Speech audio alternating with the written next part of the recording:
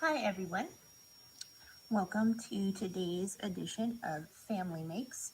Today we're going to be making some sea glass sun catchers, except for it's I think probably more just sea stuff, um, but they're going to be really beautiful nonetheless.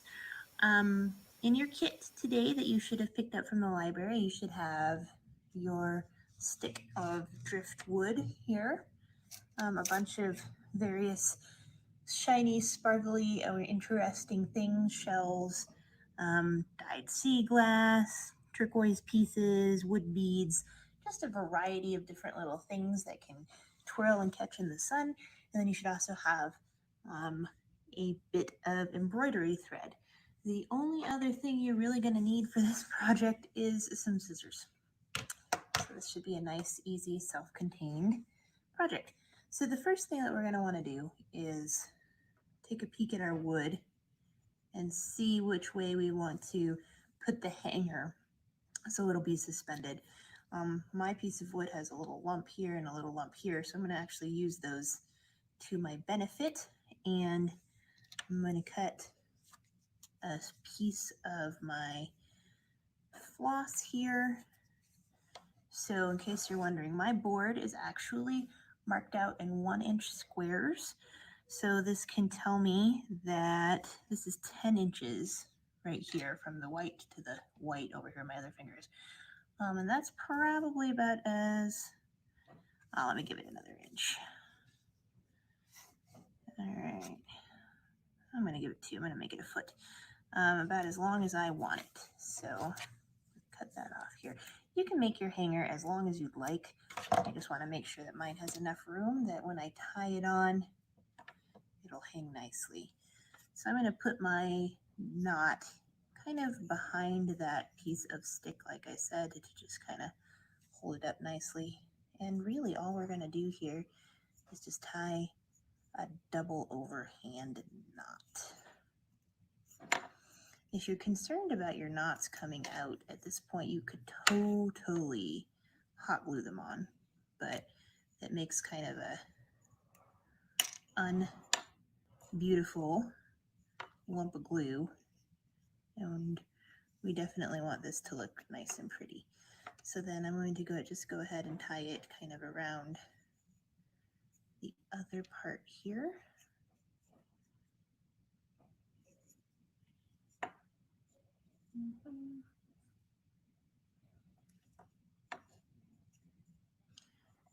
And then we'll have our hanger. So I am using pink thread, but most of you guys should either have green or brown, depending on just what I stuck in there for too much. All right, so I have my hanger and it's gonna hang kind of like that. I'm gonna work the knot here up towards the top a smidge so that it'll hang like that. Make sure it's pulled nice and tight. And then when you're done, you can go back later and snip off these little tails, but I think we're just gonna leave them for now. So, it's hanging awesome. So now to get on with the sun catcher part, we want to make some danglies. And we're gonna use our thread to do it. I'm gonna make 1, 2, 3 danglies of some different lengths here. I think I'll do a 10-inch dangly. Oops. There we go. I'm gonna actually, thinking about it, I'm gonna cut these all about 10 inches long, and then we can adjust the heights as needed. You can do as many danglies or as few as you'd like. There is no rule or requirement for the amount of dangle. So I'm going to start with probably a heavier piece here. Some of you guys have some, actually all of you guys should have some really big shells. So because I gave you guys big shells, I only have little fellows left. But those big shells would be an awesome thing to put at the bottom of your dangle because it would it'll be heavier and it'll hold it straight down. So I'm going to find a nice heavy fella. This guy is pretty heavy. I'm going to lick my thread and then just thread it right through the hole there, and I'm going to tie that on to the thread. So the very bottom one, you'll use kind of the end of one of your danglies, and then for the rest of it, we're going to work them up the chain here. So there's my bottom fella. Okay, maybe an inch or two up, I'm going to add another item for good fun. I'm going to take this brown bead, I'm going to string it on. Helps to lick the end of the thread to get it through the hole, but it should fit through all of them. I did test, unless, like me, you have this fella and he's all rough inside and he just wants to get stuck, which he's going to do. So we'll just change tacks and use a different one. We'll use this guy.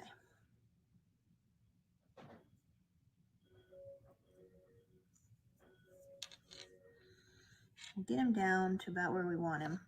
And then we're just going to tie an overhand knot around it.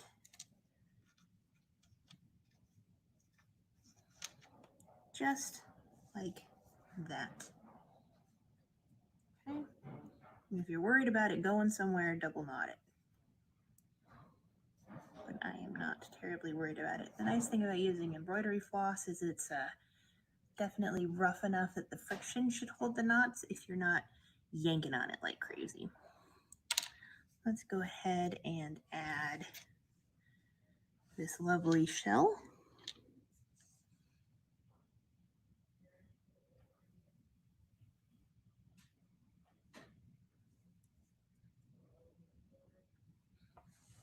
Okay, and we're going to put him, you can put him wherever you want to, obviously, on your string here. I'm a person who likes symmetry, so I'm just going to hopefully make it somewhat symmetrical looking. So now I've got a dangly of 3. I'm going to add maybe 1 or 2 more little pieces of interest to this guy.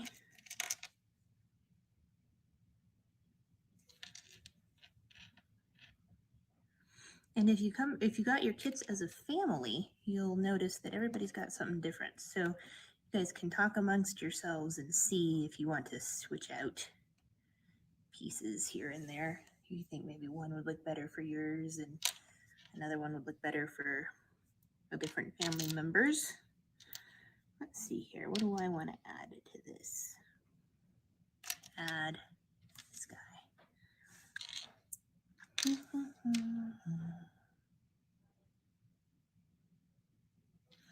And now I think this dangle has enough stuff on it. I'm going to tie him to the branch of my Suncatcher. Yep. And I want him to be on this side. So I'm just going to tie him on.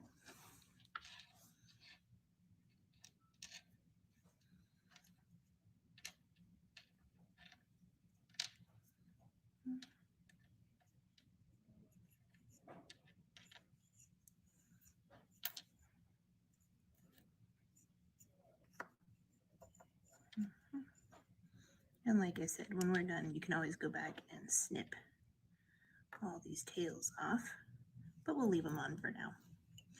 So here's my first dangly for my Suncatcher, and we'll get started on the next one. So like I said, it does really help to have that heavy piece down at the very bottom. And so I think the heavy piece for this one is going to be this cool purple guy.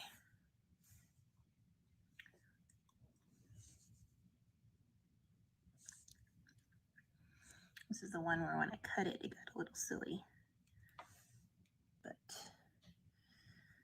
don't be afraid to lick your thread to get it through. Embroidery thread does sometimes want to split on you, but that's okay. You just trim off the frayed end if you have one and give yourself a nice clean cut, and then lick it every time to get it through. Right, so there's the bottom of that one.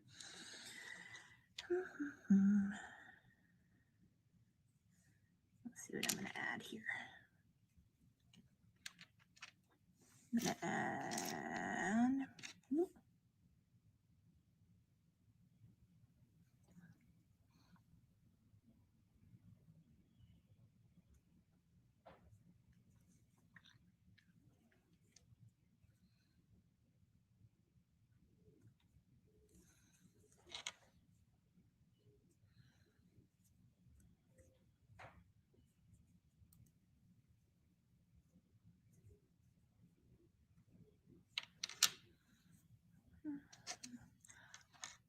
and then one of these fellas.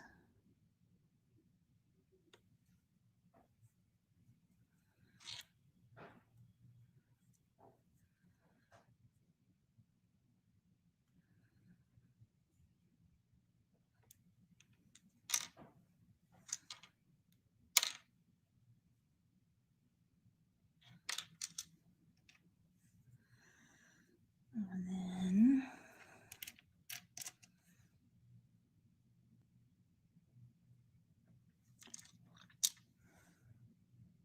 one of these. And so as I'm going, I think you guys can sort of see how we're going to do this here.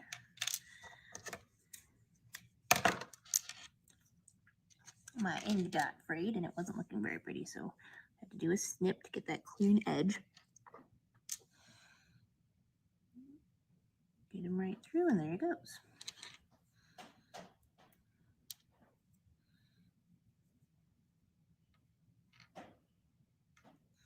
And I think, now that I'm thinking about it, for the sake of time, I'm only going to do 2 threads here through. But I believe that we'll be able to totally see what the finished product will look like. I do recommend 3 though. Believe it or not, your eye gets drawn better to odd numbers than even numbers, which is weird and crazy, but also very true.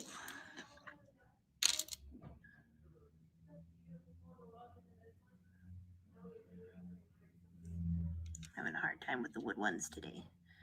So we'll just put on another one of these turquoise guys.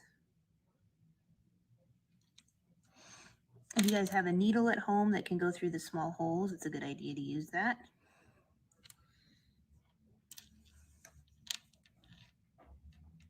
And I think at this point, we'll just call this guy good. Oops, I missed.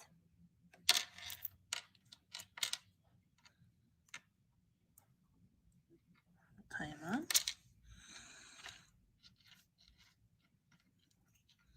If you ever want to, you can do 5 that are sort of sparse.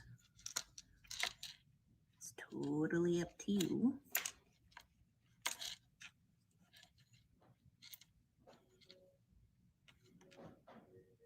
All right. So now I've got, let me these out of the way so you can see it. My Suncatcher mostly built. And like I said, I'm only going to do 2 just for the sake of time. I'm going to go ahead and trim up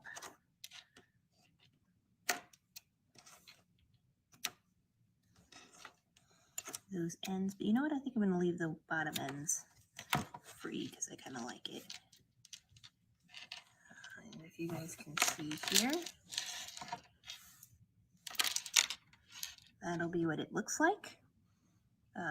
If we had more time, I would put one here down the middle that was a little bit longer with our other stuff. Let's see here. I'm going to move the camera so that you can see it dangling. So bear with the movement here just real quick. And there it is. Like I said, if you put another one down the middle, it'll look really good. So those are our sea glass sun catchers. Thanks for joining us today for our Family Makes program, and I'll see you guys again next month for another edition.